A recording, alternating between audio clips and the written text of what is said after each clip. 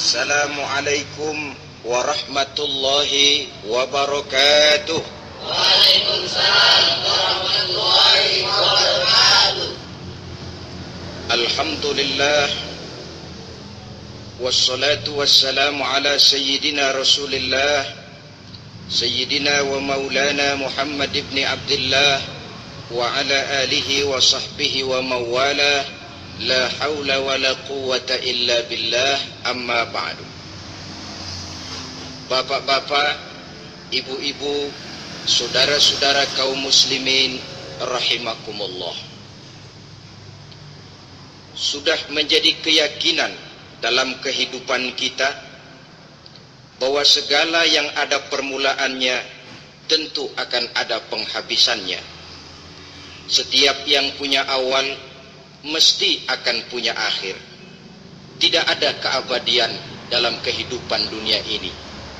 Semuanya datang dan pergi silih berganti, berubah oleh pergeseran masa dan pertukaran waktu. Demikianlah kalau kita mau merenungi kehidupan dari alam di sekitar kita. Sejak dari kehidupan tumbuh-tumbuhan, binatang, sampai kepada kehidupan kita, makhluk bernama manusia. Lihatlah kita manusia misalnya. Dimulai sejak kita terlahir ke alam ini, keluar dari alam rahim ibu, menjadi bayi yang merah tidak berdaya, untuk kemudian berangsur meningkat menjadi anak-anak. Dari kehidupan anak-anak berubah lagi kita menjadi remaja dengan segala keceriaan dan kelincahannya, dan dari masa remaja naik lagi kita memasuki usia dewasa, untuk kemudian berangsur memasuki hari tua. Lalu setelah kita memasuki hari tua, sehari, seminggu, sebulan, setahun, sampailah kita kepada batas waktu yang telah ditentukan oleh Allah, yang dinamakan ajal, dan bertemulah kita dengan yang disebut maut. Ini merupakan kepastian dalam kehidupan. Kalau saja kita mau merenung perubahan-perubahan yang terjadi pada diri kita, seharusnya membuat kita insaf dan sadar. Di kala remaja kita begitu lincah, punya rambut yang hitam ikal berderai, punya lesung di bibit, punya senyum yang indah menawan setiap orang yang melihat, punya kulit yang kencang dan bersih. Manakala kita memasuki hari tua, perubahan frontal pun terjadi. Kulit mulai jadi keriput, rambut yang tadinya hitam ikal berderai mulai memutih, nikmat berkurang, gigi yang tadinya utuh dan sanggup mengunyah apa saja, satu demi satu permisi meninggalkan kita. Sangat boleh jadi di kala remaja kita senyum semua orang terpikat. Di kala hari tua dengan kulit yang keriput dan gigi yang tidak ada lagi, manakala kita senyum mungkin orang bakal lari dari sekitar kita. Kemana keindahan yang tadinya begitu menawan? Kemana senyum lesung pipit yang tadinya menarik perhatian orang? Pergi meninggalkan kita, berubah oleh pergeseran masa dan pertukaran waktu. Nah, bila maut datang menjemput kita, selesailah kehidupan sampai di situ? Ternyata belum. Kalau lahir merupakan perpindahan hidup dari alam rahim ke alam dunia, maka mati hakikatnya merupakan perpindahan hidup dari alam dunia ini ke alam kehidupan yang berikutnya, yang dinamakan dengan alam barzah. Andai kata hidup cuma sekali, secara moral kita sanggup berkata, alangkah tidak adilnya Tuhan. Kenapa? Dalam kehidupan ini kan aneka ragam terjadi. Ada orang yang zolim, ada orang yang dizolimi, ada orang yang membunuh, ada orang yang terbunuh, ada orang yang kaya, ada orang yang miskin, ada orang yang jujur, ada orang yang menghalalkan segala cara, sehingga banyak ketidakadilan yang terlepas daripada pengadilan dunia. Lalu orang pun bilang, di dunia ini katanya banyak pengadilan tapi sulit keadilan. Di dunia ini mudah mencari pengadilan tapi sulit untuk mencari ketidakadilan. Andai kata hidup cuma sekali, tidak akan ada hidup sesudah hidup yang sekarang ini. Bagaimanakah nasib mereka yang lepas dari pengadilan dunia ini? Alangkah tidak adilnya Allah, andai kata tidak ada kehidupan sesudah hidup yang sekarang. Tentulah akan terjadi di mana orang menghalalkan segala macam cara untuk mencapai tujuan. Yang penting kan saya kaya, yang penting kan saya punya jabatan dan kedudukan tinggi. Kalau perlu jilat atas, kalau perlu sikut kiri kanan, kalau perlu injak bawah, injak yang bawah. Ini prinsip daripada orang-orang komunis, dan pantas karena mereka tidak percaya kepada kiamat. Pantas karena mereka tidak percaya akan adanya kehidupan sesudah hidup yang sekarang ini. Maka saya menghimbau kepada seluruhnya, kita sudah kadung menyepakati negara ini berdasarkan Pancasila. Kita sudah kadung konsensus bahwa PKI dengan seluruh ajarannya tidak punya hak hidup di bumi Pancasila yang kita cintai ini. Maka salah satu ajaran PKI tujuan menghalalkan cara kita orang Indonesia yang berbudi pekerti luhur, yang punya nilai budaya tinggi, janganlah sampai mencaci PKI, membubarkan PKI, mengutukkan PKI, tapi dalam kehidupan sehari-hari prakteknya prinsip komunis kita pakai. Apa itu? Tujuan menghalalkan cara. Asal sudah tujuan tercapai, cara apapun saja halal. Itu pandangan hidup orang yang tidak percaya kepada adanya hari akhirat. Sebagai muslim yang yakin akhirat ada, kiamat pasti akan datang. Hidup tidak cuma sekali.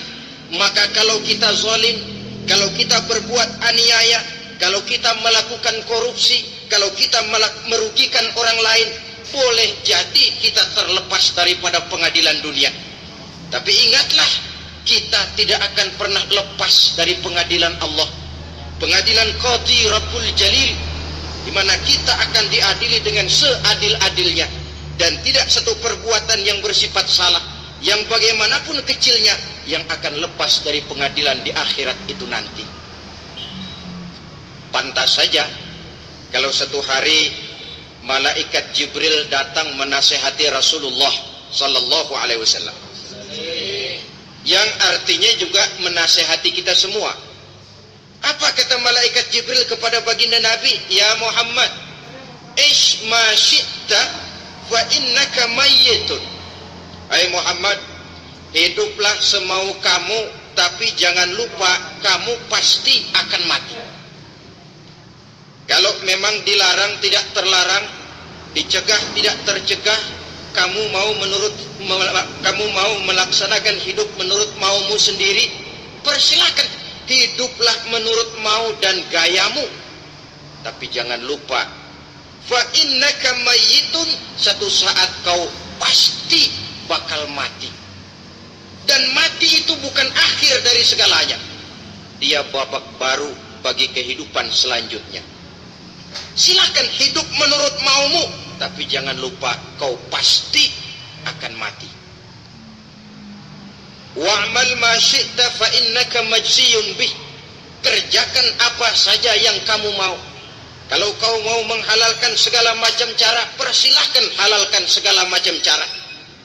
Tapi jangan lupa kau akan mendapat balasan dari seluruh amal perbuatanmu. Wa ahbib ma syi'ta fa innaka mufariquhu. Dan cintailah apa saja yang mau kau cintai. Kau cintai anak istrimu, silahkan. Kau cintai harta bendamu, tafadhal. Kau cintai tanah airmu, kau cintai pangkat dan jabatanmu, persilahkan. Tapi jangan lupa, fa innaka mufariquhu, kau pasti akan berpisah dan akan meninggalkan segala yang kau cintai itu. Apa artinya ini buat kita? Ternyata sesudah maut datang menjemput kita, ada kehidupan sesudah hidup yang sekarang ini. Ini yang mendorong kita untuk dalam kehidupan di dunia ini tidak melakukan prinsip saenake dewe, semaunya sendiri saja, asal perut kenyang, asal pangkat tinggi, asal harta dapat.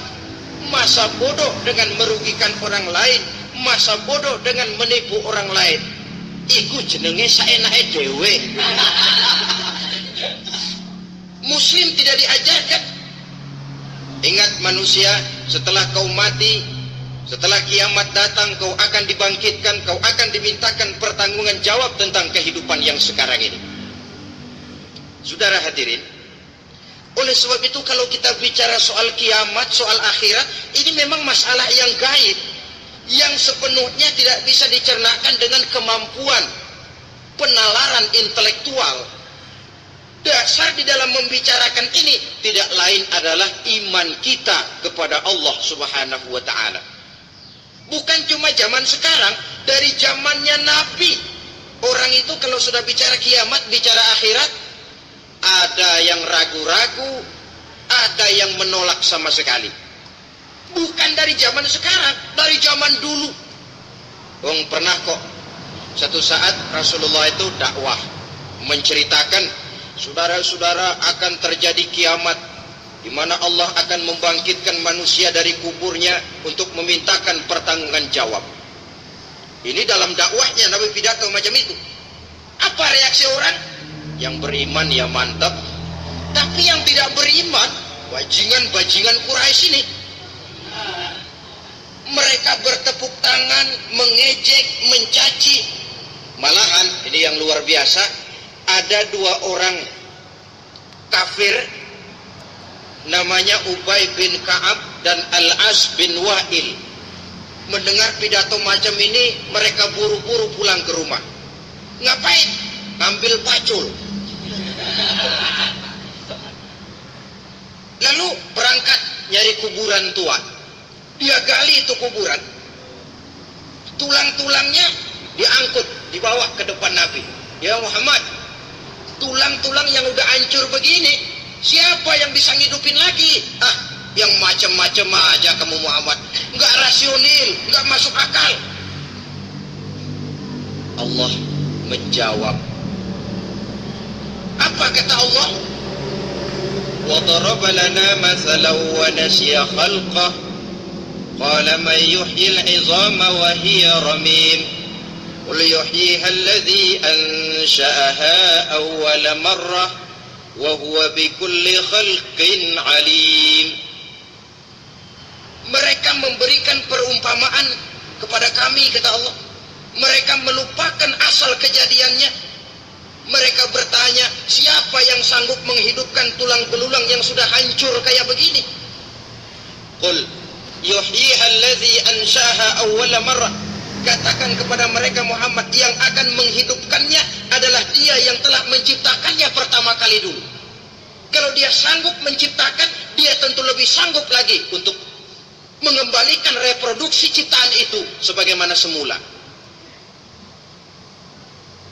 Yang paling kasihan yang ragu-ragu. Akhirat itu ada apa enggak sih? Kiamat itu ada apa enggak sih? Lantaran ragu-ragu, terombang-ambing dia antara harapan dan putus asa, antara kenyataan dan idealisme.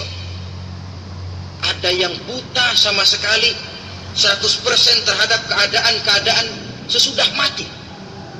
Perhatian mereka hanya tercurah kepada kehidupan sebelum mati. Yang mereka perhatikan siang dan malam tidak lebih daripada urusan perut. Pergi pagi, pulang sore, peras keringat, banting tulang. Cuma soal makan, soal minum, soal pakaian, soal kendaraan, soal rumah tangga, soal anak, soal istri. Yang mereka pentingkan hanya soal-soal politik misalnya, ekonomi, pembangunan dan industri. Untuk soal-soal kayak begitu, giat betul, habis seluruh waktu untuk memikirkan meningkatkan kebudayaan, politik, sosial, ekonomi. Kadang-kadang kurang tidur, kurang istirahat, berkeliaran ke sana kemari ke tempat yang jauh-jauh. Sampai-sampai kadang-kadang terkena stres, penyakit darah tinggi, ginjal, lever, untuk memikirkan hal-hal yang semata-mata karena dunia saja. Lantas boleh jadi mereka mendapatkan kekayaan yang berlimpah ruah, mendapatkan kedudukan yang tinggi, nama yang semerbak, dikenal orang di barat dan di timur, di utara dan di selatan. Tetapi alangkah kecewanya mereka jikalau datang ajal menjemput nyawa, mati mereka, meninggalkan harta yang banyak, nama yang masyhur. Mereka disebut dengan jasa-jasanya. Radio memberitakan, TV menyiarkan, koran-koran memuat. Bahkan nama mereka kadang-kadang dikenang 2-3 tahun setelah wafatnya. Tetapi dalam pada itu, roh mereka merintih, mengeluh, menderita, karena dilemparkan oleh Allah ke tempat-tempat yang kotor, penyesalan yang sudah tidak akan ada gunanya lagi. Saudara-saudara kaum muslimin rahimakumullah, oleh karena itu kehidupan akhirat bukanlah dongeng dan tahayul, bukan khurafat dan khayalan. Kehidupan akhirat, hari kiamat adalah kebenaran dan kepastian. Dalam surah Al-Hajj ayat ke-7, Allah Subhanahu wa taala menyatakan, wa anna as-sa'ata atiyatun la raiba fiha wa anna Allah yab'atsu man fil qubur, dan bahwasanya kiamat itu sesungguhnya adalah sesuatu yang pasti dan tidak ada keraguan-raguan lagi di dalamnya, dan bahwasanya Allah sungguh-sungguh akan membangkitkan manusia dari kuburnya masing-masing.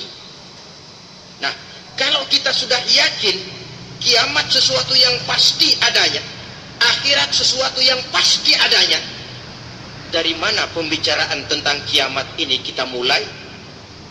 Tentu dari diri kita. Marilah kita mencoba melihat proses perjalanan hidup ini sampai kita memasuki kiamat.